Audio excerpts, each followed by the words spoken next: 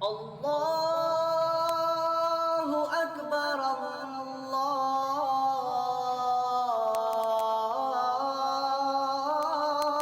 अकबर अशहदु अन ला इलाहा इल्लल्लाह।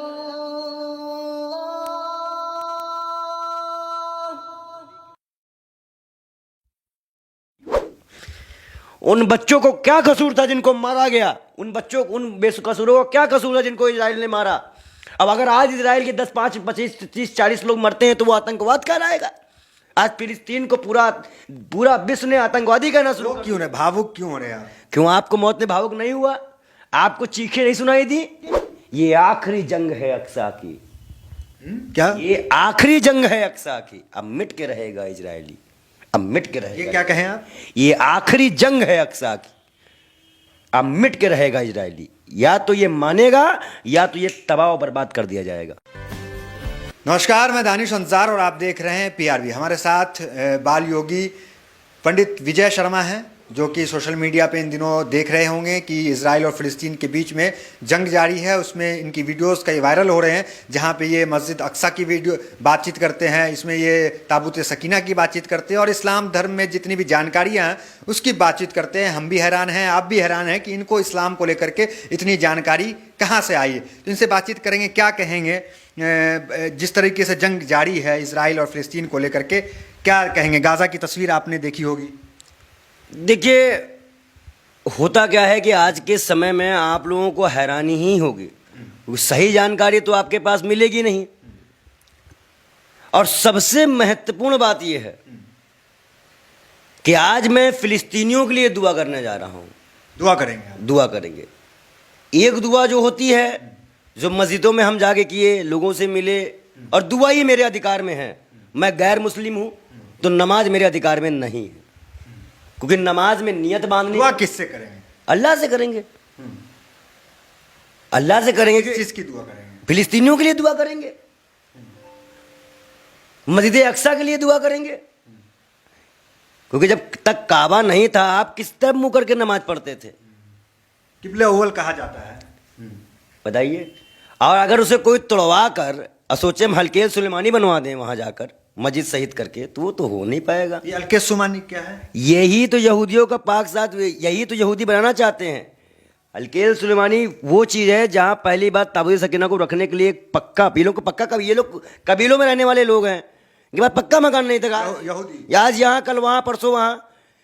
इनका जो पक्का जो मकान बना उसका नाम हल्के सुलेमानी है। जो दीवार में जाके ये रो रहे हैं, वो उसको क्या कहते हैं? पूछिए जरा इनसे।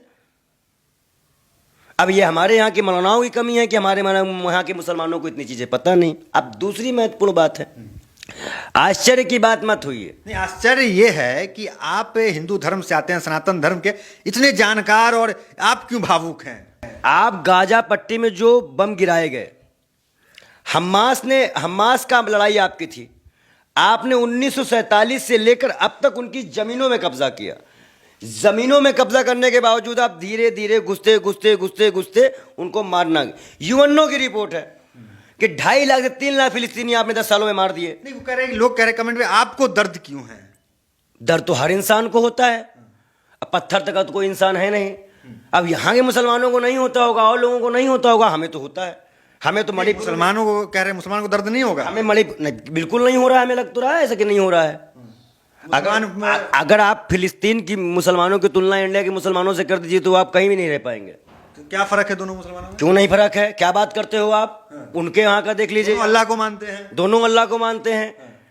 लेकिन एक मुसलमान को देख लीजिए जो अपने हक के लिए आज तक लड़ता चला आया मस्जिद अक्सा के लिए, और एक मुसलमान नमाज पढ़ना तक भूल गया है। क्या बात करते हो आप? अच्छा, इंडिया के मुसलमान नमाज पढ़, अरे जुमा ना हो जाना निकलना छोड़ दे, वो ना नहीं निकलेंगे वो।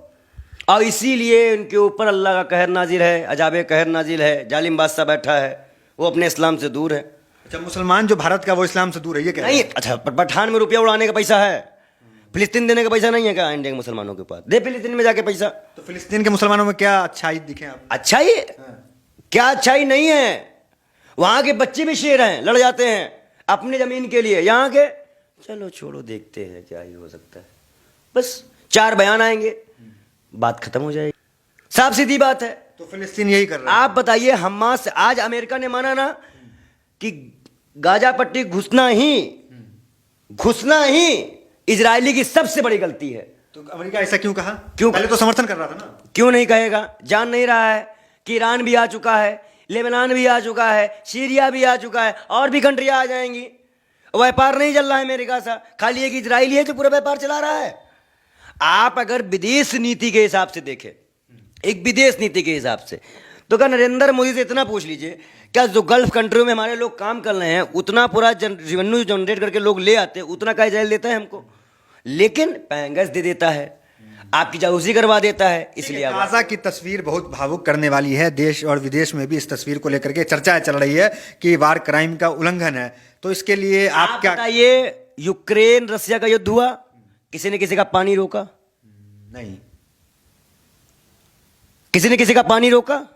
किसी किसी की बिजली गायब की? किसी ने किसी के बाधक बनाया? ये कौन किया? ये इजराइल ने किया। ये सब कुछ पूरी दुनिया देखी है। नहीं, वो सब ठीक है, लेकिन ये आप इस पे क्या बैठे हुए हैं? ये मक्का की फोटो है और ये जो है इस तरीके से क्या मैसेज क्या देना चाह रहे हैं आप? ये इस पे बैठे हुए हैं। देखिए, एक चीज मैं आपको बता दूं, ये तो जानेमाज कहा जाता है। मैं क्या कर रहा हूं, एक चीज आपको पता है ये जानेमाज है? मैं एक चीज आपको बता दूं, हम संत हैं, फकीर है, हमारा कोई धर्म जाति से कोई बेसिकली मसला नहीं होता। और संतों का मसला सिर्फ शांति का होता है, शांति भाव का। उनको सब लोग एक जैसे दिखते हैं। अगर आज मैं अपने ईश्वर को सब में देखता हूं तो ही मैं संत हूं। अगर आप मुसलमान हो और आपके अंदर हम आपको आतंकवादी देखते हैं तो मैं कोई संत नहीं हूं, मैं कोई कुछ नहीं हूं। या मैं हिंदू हूं, आप मुझे बुरी नजर से देखें कि सारे हिंदू एक जैसे हैं, जैसे हैं, तो आप भी सही नहीं है। और आज सबसे महत्वपूर्ण बात यह है। अच्छा, आज दुआ करने वाले इसलिए बैठे हुए हैं क्या इस पे? दुआ की बात क्या, मैं आपको आज मैं फिलिस्तीन की सच्चाई बताने के लिए यहां बैठा हूं कि फिलिस्तीन आज जंग क्यों कर रहा है। क्यों कर रहा है बताइए? अगर आप फिलिस्तीन की जंग को देखना चाहें तो पिछले रमजान में ऐसे ही एक जनमाज बिछा था। एक औरत नमाज पढ़ रही थी, वो इस पोजीशन पे आई थी, ऐसे आई नमाज पढ़ने के लिए, ऐसे जोरदार लात मारा गया। वहां से नमाज पढ़ते हुए जोरदार लात मारा गया। वो औरत 3 बार फिलाक मार गई। अच्छा, ये मस्जिद अक्सा में, ये मस्जिद अक्सा का कांड इजराइल की आर्मी ने किया। दूसरी महत्वपूर्ण बात, एक आदमी ऐसे नियत बांध दिया। मैं रमजान का बता रहा हूं, यहां देखिए, इंडिया में भी ऐसा नहीं होता है। इंडिया में भी किसी की हिम्मत नहीं है कि कोई मुसलमान अगर नमाज पढ़ रहा है तो आप उसको पीट दो। जैसे ही वो आदमी ऐसे नियत बांधा और नमाज के लिए ऐसे ही सर झुकाता, उसके सर पे गोली लगी है उस मस्जिद के अंदर। अब इसका गुनाह कौन है? क्या मस्जिद में खून खराबा जायज था? तो उसी मस्जिद की लड़ाई है क्या? इज्जत नहीं है इस नमाज की भी इज्जत नहीं है, उस नमाज की भी इज्जत नहीं है, या वो सिर्फ नबी के उम्मती है इसलिए दिक्कत थी? सवाल ये है, बस कंट्रोवर्सी ये है मेरा।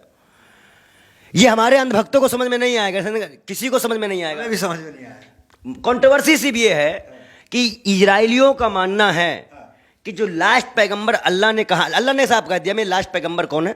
मोहम्मद साहब। इसके अलावा मैं किसी को नहीं जानता। आप मानते हैं लास्ट पैगंबर? बिल्कुल।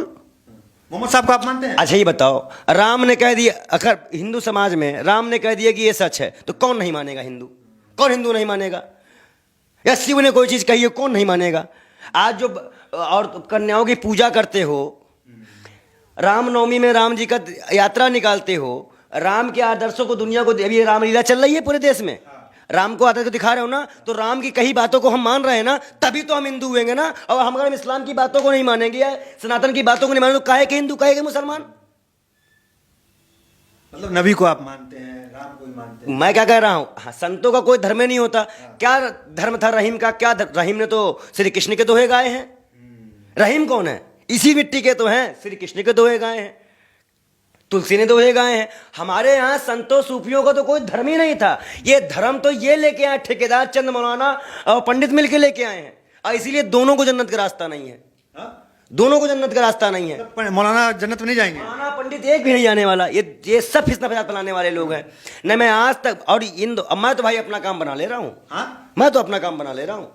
मैं इंसानियत की राह पे चल के ये कह रहे हैं कि मौलाना हो या पंडित हो, ये जन्नत स्वर्ग नहीं जाएंगे? पूरा फिसना तो फंसाए रहते हैं, पूरा फिसना तो यही फैलाए हैं। आप सोचिए, अगर आप कैसे जवाब कह रहे हैं, हम अपना क्या बना रहे हैं? हम तो अपना हिसाब बना ले रहे हैं इंसानियत की राह पे। जो लिखा है, चाहे कुरान में जो लिखा हो या तो कोई गीता में लिखा हो, और सब में एक बात है।